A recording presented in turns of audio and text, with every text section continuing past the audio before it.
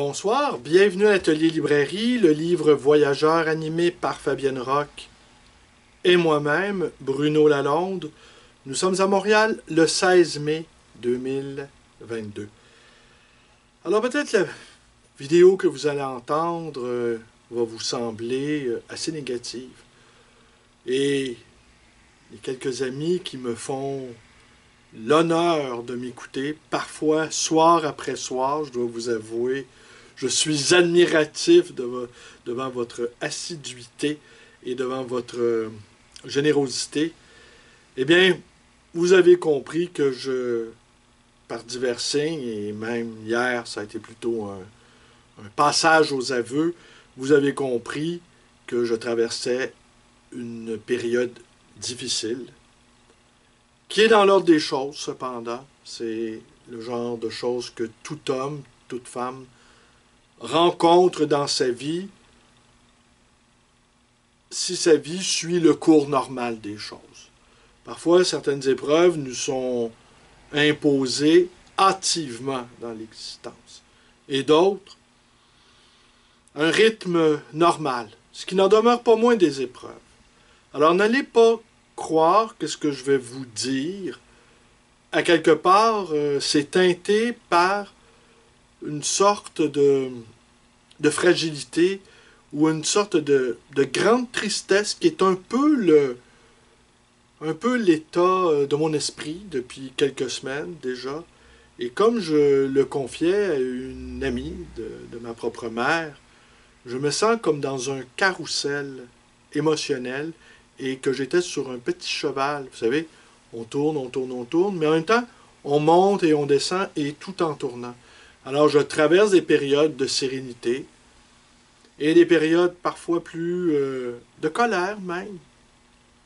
La relation entre parents-enfants, même si on est un adulte achevé, ce qui est mon cas, et qu'on voit partir le parent principal de son existence, ça ne fait pas sans... Des fois, il y a des regrets. Des fois, il y a le souvenir de certaines paroles qui ont été dites ou pas dites. Certains moments très heureux, d'autres de crise. Et tout s'entremêle, et tout se présente de manière, parfois de manière aléatoire, sans que cela sans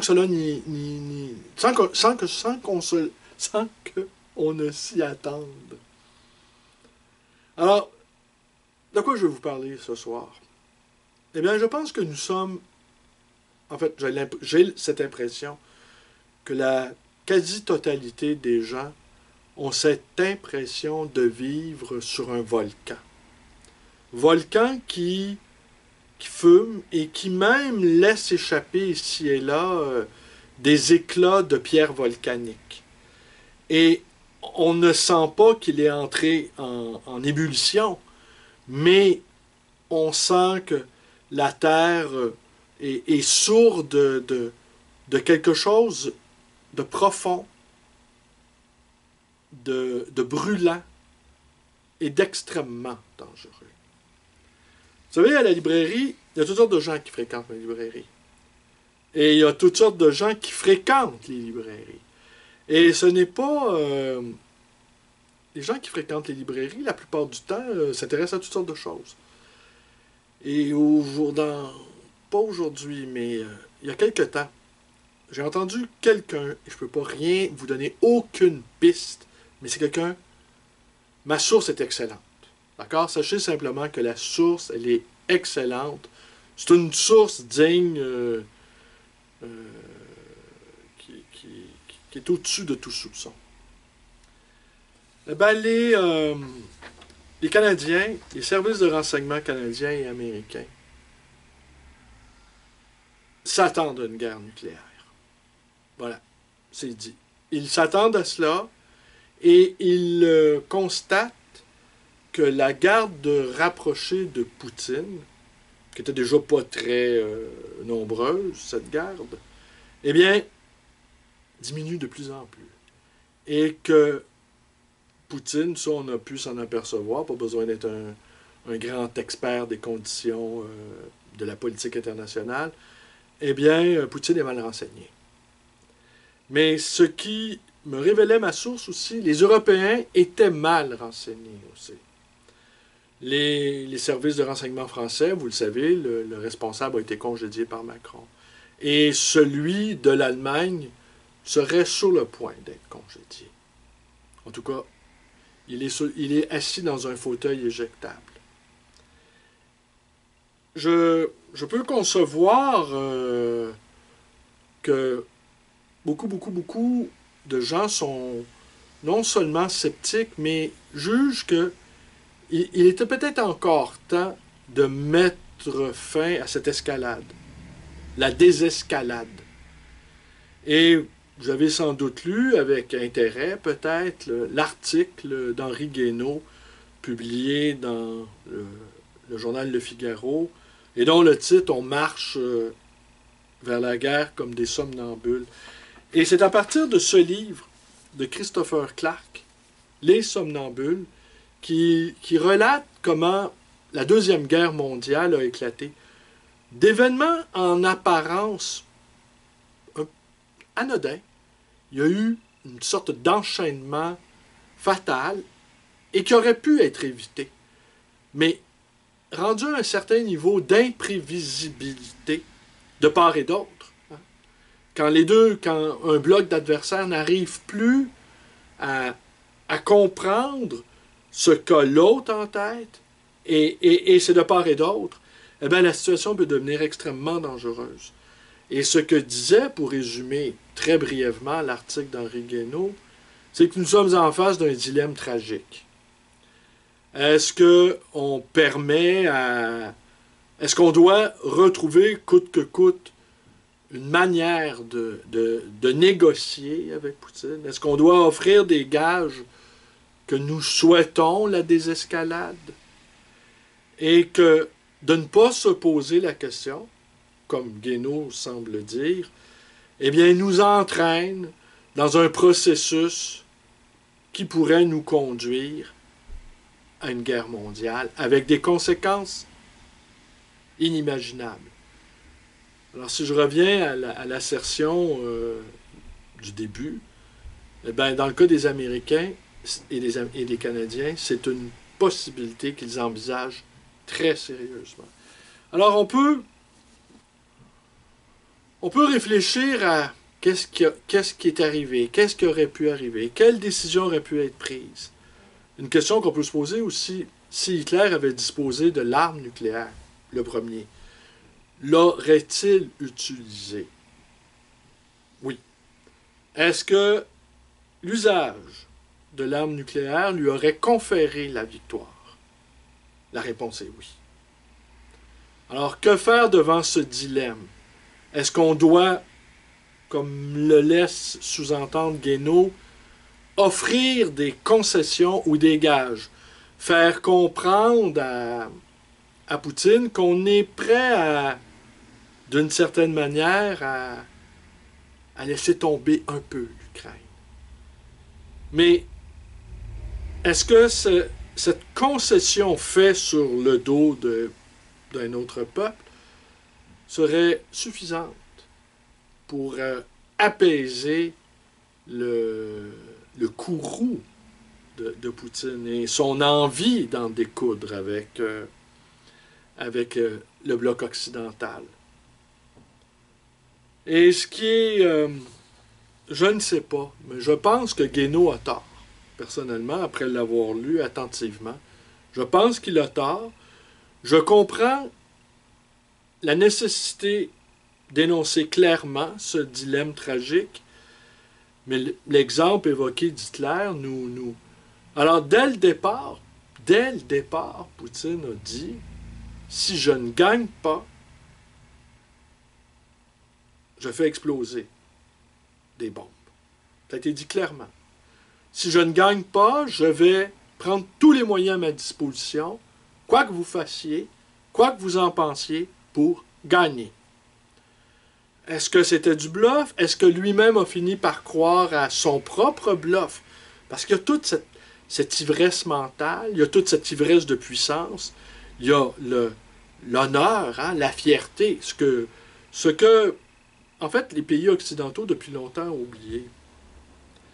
Et, mais ne pas oublier aussi, comme le disait Julien Freud, c'est l'ennemi qui nous désigne.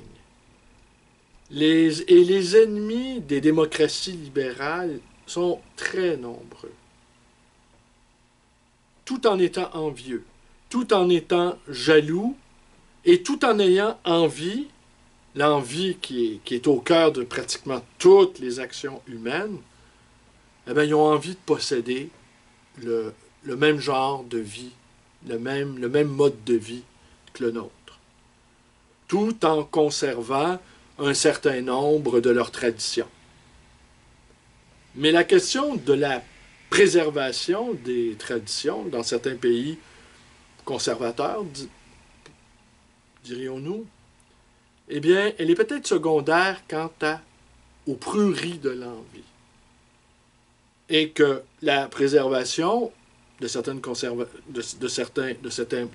modes ancestraux ou traditionnels servirait de paravent, au fond, pour se dissimuler à soi-même l'envie de posséder. Et on a cette impression, on l'a vu, il y a des pays qu'on croyait nos alliés, l'Inde, se révèle très circonspect dans cette affaire. Ils sont nombreux, certains pays d'Amérique latine aussi, dont le ressentiment à l'égard des Américains est bien connu pour des raisons que l'on connaît également. La Chine, qui a eu à subir l'intervention coloniale de l'Angleterre et de d'autres pays, a également envie d'en découdre. Alors, nous sommes environnés d'ennemis. Il y a le premier qui a tâté le terrain, je dirais, et les autres sont dans l'attente et l'expectative de ce qui va suivre. C'est très certainement l'époque la plus inquiétante que nous ayons eu à traverser depuis la fin de la Deuxième Guerre mondiale. Alors ça, c'est le cadre général, je vous dirais. Bon, moi, vous le savez, je n'arrive pas à décrocher de ce qui se passe en Ukraine. Je n'y arrive tout simplement pas. Et me connaissant, je sais que je peux prendre la décision de dire, d'accord, j'arrête. Et j'entends beaucoup de gens autour de moi qui y parviennent. Moi, je n'y parviens pas. Je ne juge pas ceux qui y parviennent. Moi, je n'y parviens tout simplement pas. Et me connaissant, je sais que si je prenais cette décision-là, de dire, bon, mais c'est terminé, pour l'instant du moins, je vais arrêter de me renseigner.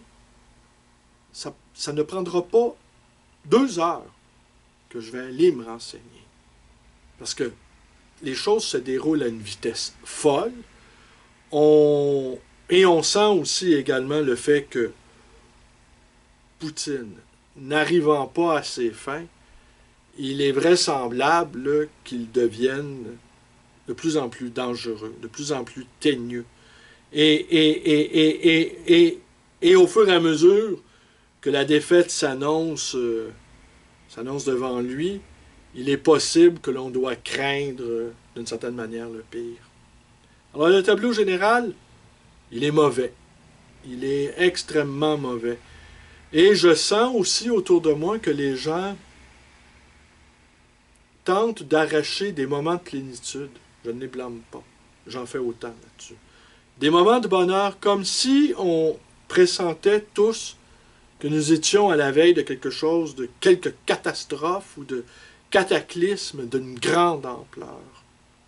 Que ce que nous avons connu comme mode d'existence, mode d'être, est absolument remis en cause par la succession d'événements tragiques, importants, inimaginables depuis mars 2000. Déclenchement des mesures sanitaires concernant la pandémie. Alors, voilà pour le macrocosme. Allons-y maintenant pour le microcosme. Le terrain des vaches. Le commerce. Le commerce local, régional, national. Allons pas plus loin. Parce que ce qui se joue sur la scène internationale Vous êtes à même de le constater. L'inflation, elle est galopante. Elle est même... la dernière fois qu'on a vu une telle inflation, c'est au début des années 70, suite au choc pétrolier de 1973. J'étais enfant. Et je me rappelle, je ne sais pas si je me répète, mais enfin, que dans les restaurants, les serveuses, lorsqu'on voulait mettre du sucre dans le café, ils nous offraient ça dans des petits sachets et qu'il fallait le demander. Il y avait même eu temporairement une pénurie de sucre. Et tout s'était mis à éclater, les prix s'étaient mis à éclater et ça a représenté, le choc pétrolier a représenté la fin de ce que les sociologues et économistes ont appelé les 30 Glorieuses. 1973, l'OPEP a modifié le cours de l'économie occidentale.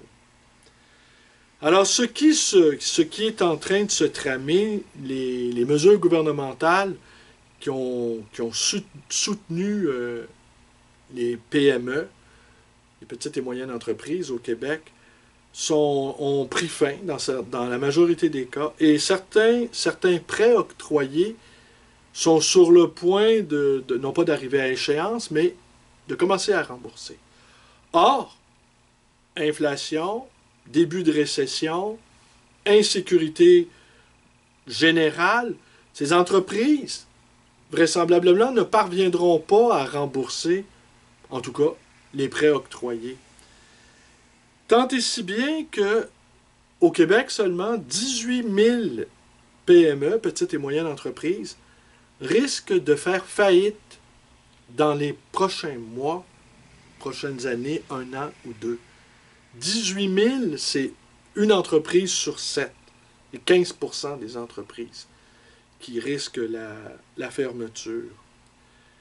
Il est observable également dans les milieux bancaires, les diverses banques ont augmenté leur effectif dans les départements aux prêts et au recouvrement des prêts.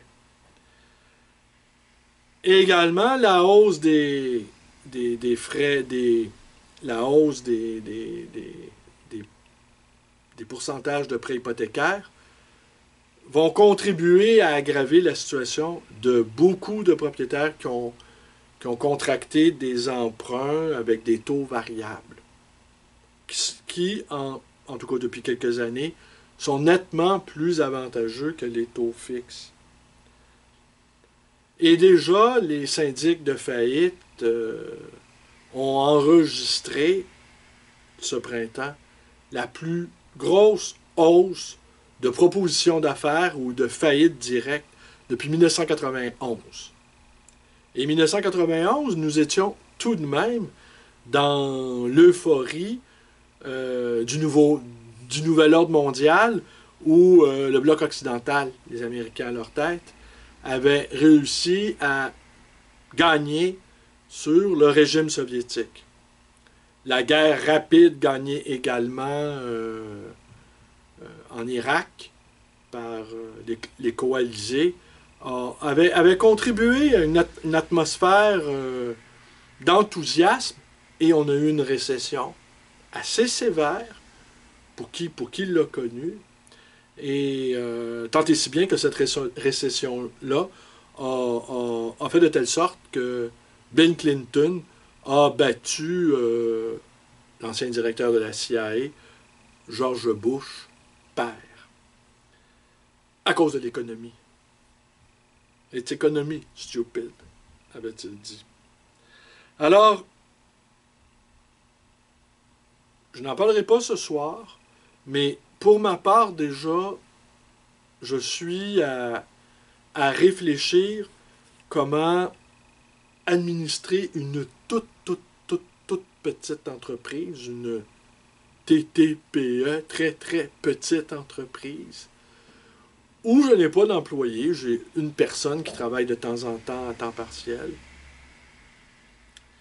Et la pénurie d'employés aussi qui ajoute parce que beaucoup d'entreprises aujourd'hui n'ont pas le personnel suffisant ou ne peuvent tout simplement pas les payer pour faire fonctionner leur entreprise, elles aussi mettent la clé sur la porte, car elles ne peuvent tout simplement plus offrir des salaires intéressants ou tout simplement ne trouvent plus d'employés. Alors, comment... c'est une question comment me maintenir à flot, parce que ça va être ça l'objectif, non pas prospérer toute voile gonflée par les profits mirobolants, ça n'aura jamais été mon cas de toute façon depuis que je fais ce métier. Dans le secteur d'activité, la librairie doit être certainement le secteur d'activité le moins payant. Le plus chargé symboliquement, elle va sans dire, mais sans doute le moins payant. Alors, comment...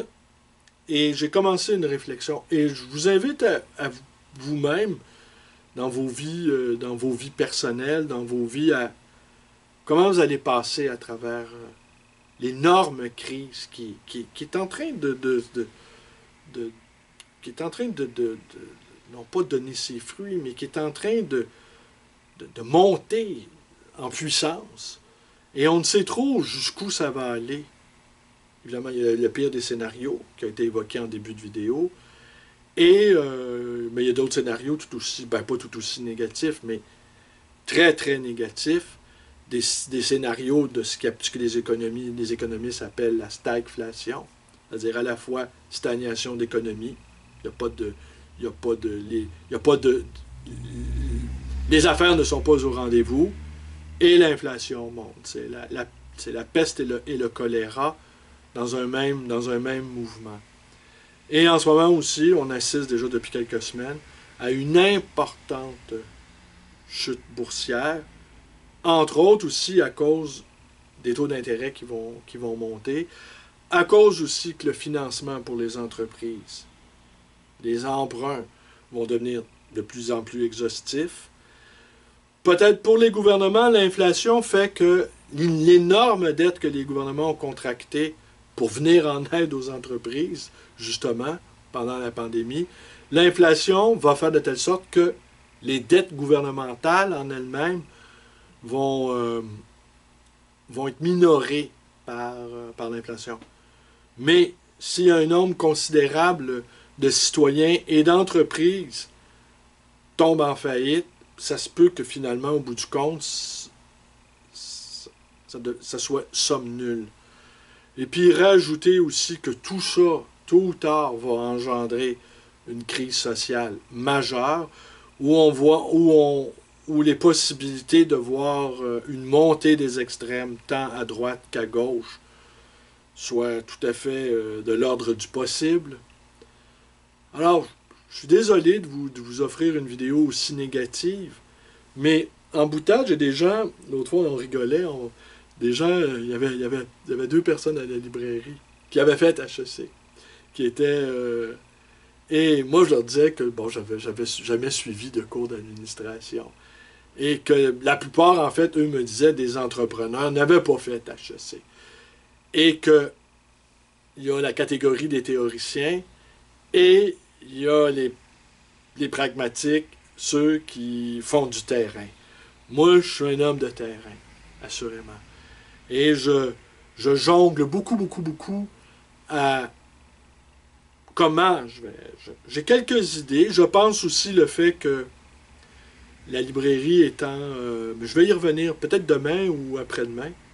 La librairie étant un lieu de rassemblement, un lieu de rencontre. Et il sera sans doute de toute première nécessité, de ce que je peux vous dire pour l'instant,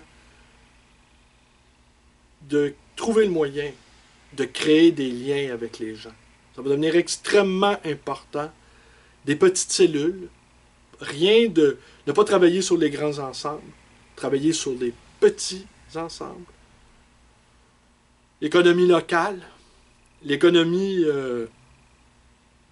écologiquement responsable, là-dessus, étant dans un domaine de recyclage, il est possible que nous puissions, si on a la finesse intellectuelle de mettre en avant que nous sommes dans une économie circulaire et que nous, d'une certaine manière, les objets étant fabriqués, étant déjà existants, du moins pour l'instant, nous ne participons pas à la dégradation de la planète.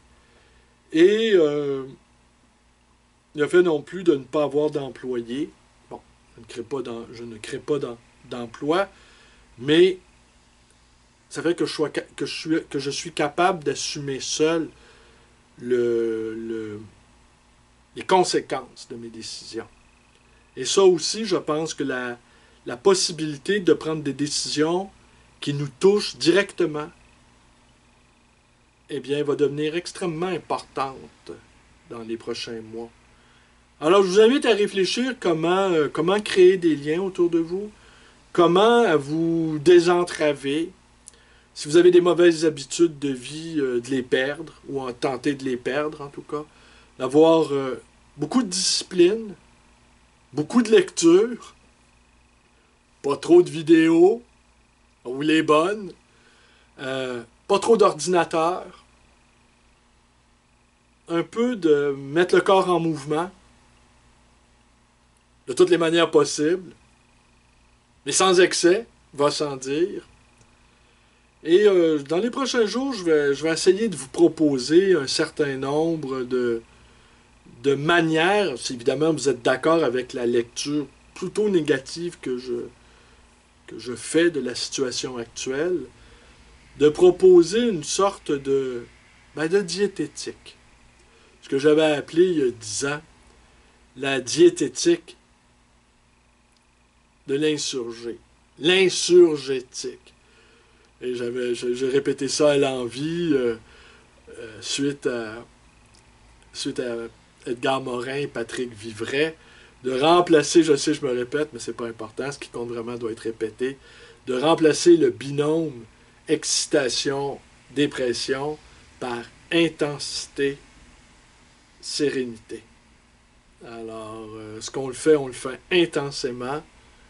Et quand il s'agit de laisser tomber la chemise, de décrocher, eh bien, on le fait également intensément. Intensité, sérénité plutôt que excitation, dépression. Et là, vous risquez de voir des gens autour de vous passer assez rapidement de l'excitation à la dépression. Alors de ça aussi, il faudra se garder des gens qui n'auront pas su canaliser leur anxiété. Parce que nous avons toutes les raisons du monde d'être anxieux, va sans dire. Je vous remercie d'être avec moi et je vous dis à demain. Et puis peut-être le Christopher Clark, est-ce que j'ai envie de lire un livre aussi? Ah, je l'ouvre, il parle de Kiev. C'est quand même incroyable. Ouais, ben je pense que le passage sur Kiev, je vais le lire. Tenez. Je vais le lire. Qu'est-ce qui s'est passé à Kiev en 1914? Voilà. Je vous remercie d'être avec moi. À demain.